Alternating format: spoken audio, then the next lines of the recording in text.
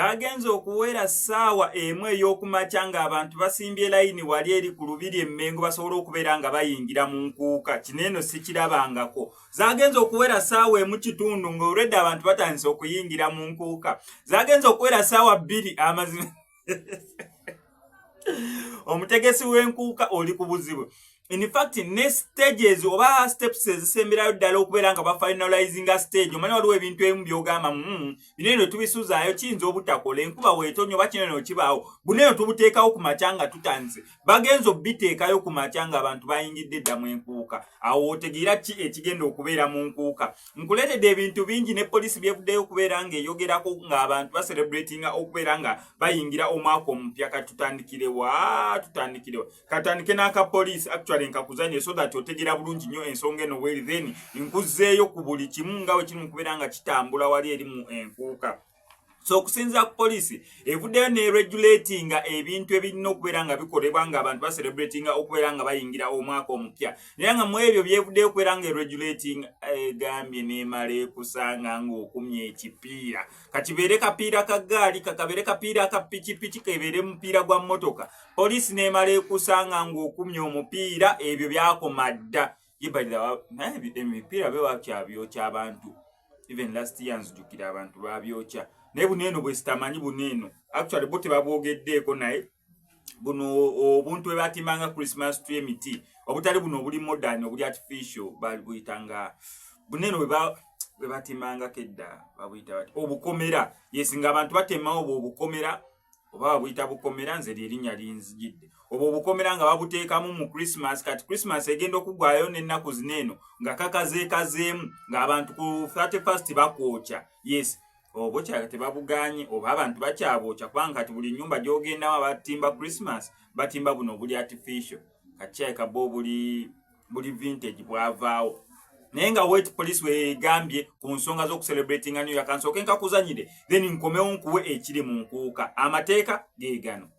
One of the other things which I would like to also bring forward is about burning of tires. We not only discourage it, but we do not allow it. The burning of tires out of excitement that you are entering a new year is not okay. Of course, the rationale is that you are destroying infrastructure, which very many people's taxes are contributed towards the construction of that infrastructure, not even only yours, but other people's effort. Now, when these tires are put on asphalt or tarmac, it melts. So you find some reckless youth who do not know how much has been spent on constructing this infrastructure, recklessly just burning tires all over the place. So those ones, we shall arrest them. Similarly, those who carry firearms, they are people, of course, before we have registered tendencies. So we are warning people who carry firearms that because you have seen that now the new year is coming and you start firing in the air, now that is also an illegality and punishable. So we send prior warning that do not attempt to do it. Oluvannyuma lwa poliisi okuregulatinga biki byeyagala okubeera nga bikolebwa nga abantu baselebratinga omwaka omupya ekiri mu nkuuka kyo kyannemye dda okubeera nga ntenda kubanga gamazima sirabangako sho etandika before even ssaawa zirina kubeera nga etandika. Enkuuka yatandise tennaba kubeera nga bagiggulawo okubeera nga etandika officially.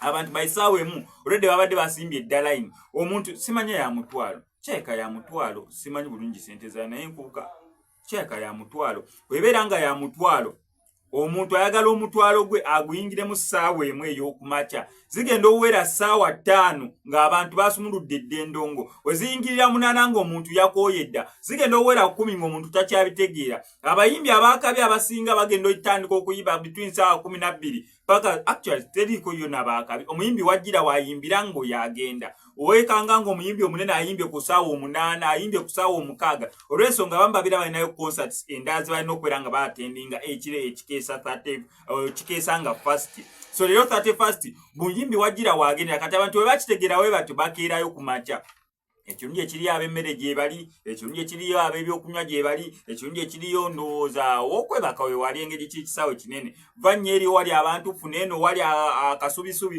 funa woowumuliza omutwe ekirungi ku nkuuka yo teggalawo nedda okuva we bagiguddewo paka nga lumu singa lumu kubanga lumu lugenda yingirawo ssaawa 6 ogw'ekiro paka ku makya nga lumu ssaawa nga 2 abantu nga batandika okufuluma enkuuka endongo yaabwe ekeesa ebifo ebimu wadde bikuza 31st naye weziwera ssaawa nga 7 ogenda nga bafulumya abantu banange tuggaddewo oba omuziki nga baguggyeko naye enkuuka ekeesa paka ku makya ssaawa 2 kati sofa embeera bweti bweyimiridde mu nkuuka kanjikutereko osobole okubeera nga ogyerabirako naye nga sinabeera nga njikuterako kankusaba mbe subscribe nga no SMX Media tujja kubeera nga missing updates naddala nga zino siri wano ku SMX Media tukyagendera ddala mu maaso nga gw'oyagala celebrating omwaka omupya gukubeerere bulungi ne mwana muwala babiri Smaya bambi yandiyagadde omwaka ogujja gumubeerere bulungi tumusondera million 2 n'ekitundu asobole okubeera nga agenda alongoosebwe yajja omuliro bakadde be ne bafiira mu muliro so talina muntu asobola kubeera nga amubeererawo amuwe buyambi okujjako ffe twekwata omutwalo 5 2 5 10